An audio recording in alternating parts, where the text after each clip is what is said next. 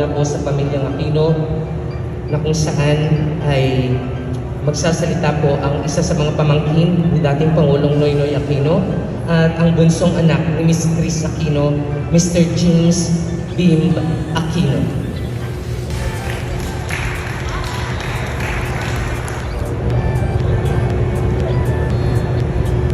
Hello po. Our mama would like to extend her apology to all of you that she could not be here today. She's not feeling too well po. Sorry. Excited pa naman po siyang magpunta dahil today dapat niyang ilipat ang kanyang voters registration sa Barangay Central dito sa District 2 ng Tarlac.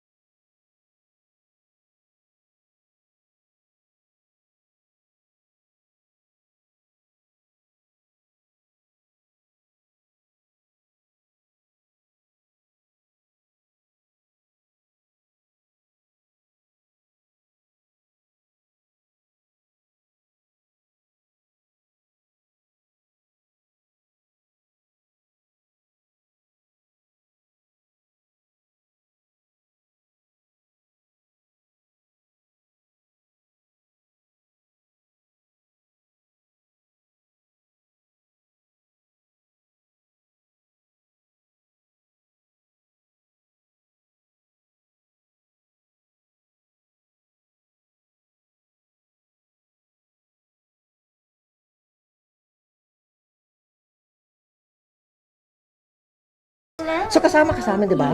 Yes. Sige, antayin ka namin dito. Okay. Sorry, hindi ko napansin si Miles pala, yung nakakaloka.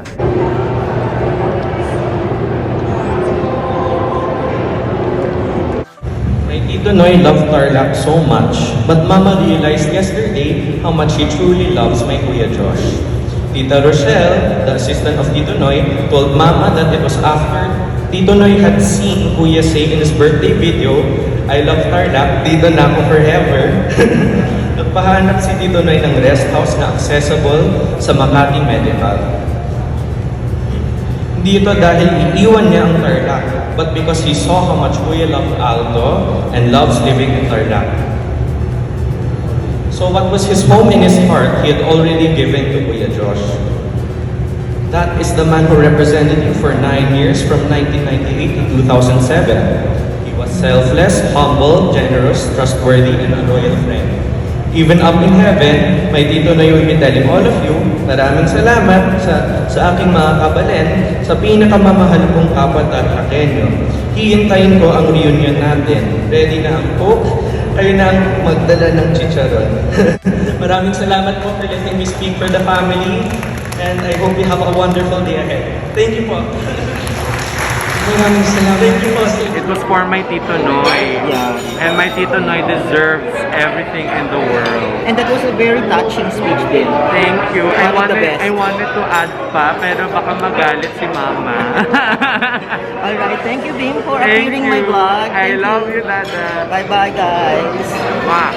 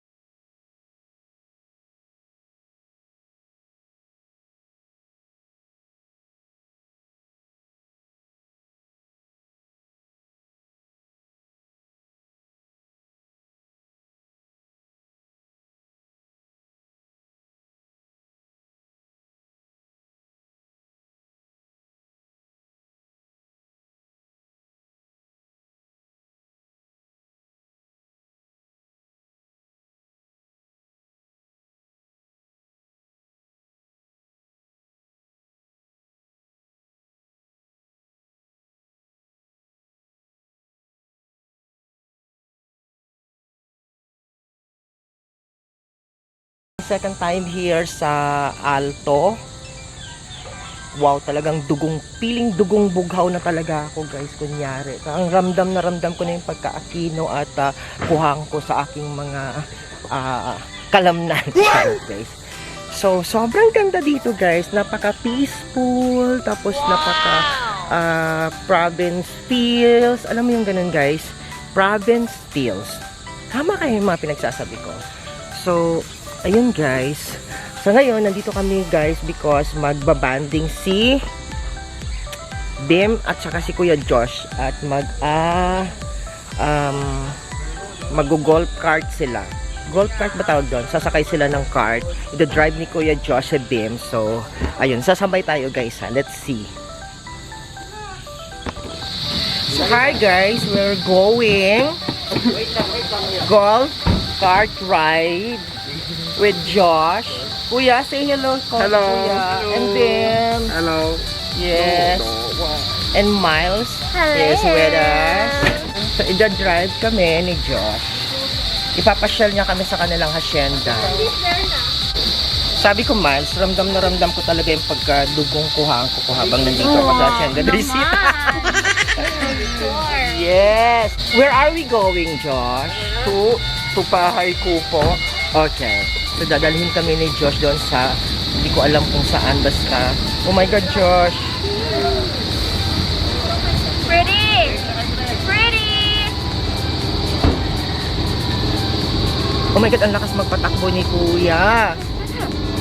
Ang galing pala ni Kuya, ha? Grabe, I'm surprised.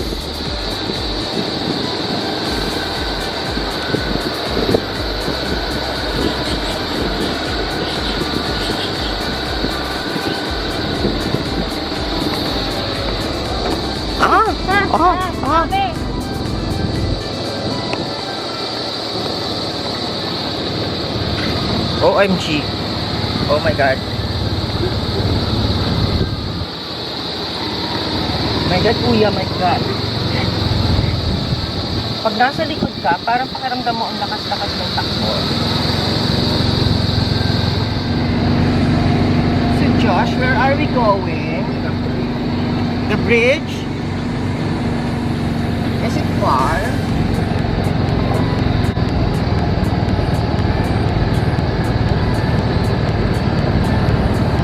Grabe ha, long drive na ito Kuya. In fairness. That's like Manila to Baguio already.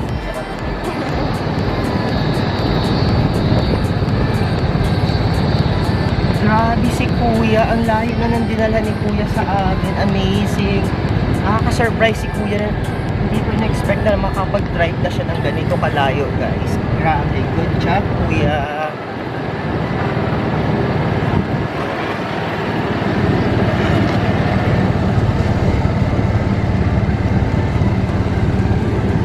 So this is the bridge.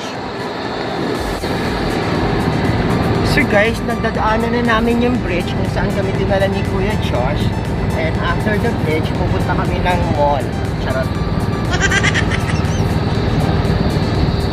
This is going to the highway na, Kuya. U-turn. Okay, Kuya. So ito talaga yung dito talaga kung saan nag-i-enjoy si Kuya Josh, guys. That's why mas gusto niyang tumira dito sa Alto kasi nag-i-enjoy talaga siya dito. Hi, Bill! Nag-i-enjoy talaga si Kuya dito sa pag-drive ng car. Akala ko you're talking to someone. No, I'm talking to myself. Hello mga viewers. Are you enjoying them? Of course. Na-amaze ka ba kay Kuya Josh? Yes. Long drive na to, ha? Super long drive. It's like Quezon City to Baguio already. Hindi What? Manila to Mindoro. Oh, well, tumawid ng dagat. Oo. Amazing si Kuya. Good job, Kuya. And thank you for touring us to your... Kami nasa Alto. Wow. Yes. Yes. Enjoy talaga si Kuya dito sa Alto. Grabe. Oh, ayan.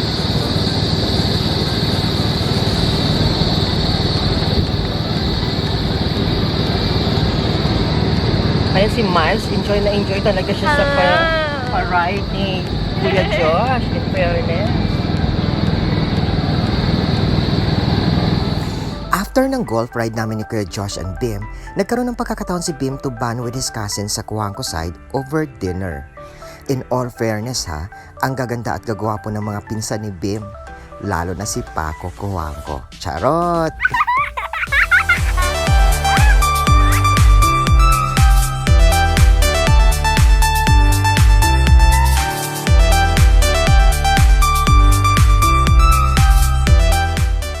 Again guys, all the way here from Hacienda Luisita, this is Phil Dada. Thank you so much for watching this vlog. Don't forget to comment down below and don't forget to share this video. And don't forget to press that notification bell para ma-notify kayo pag meron akong mga bagong upload na video.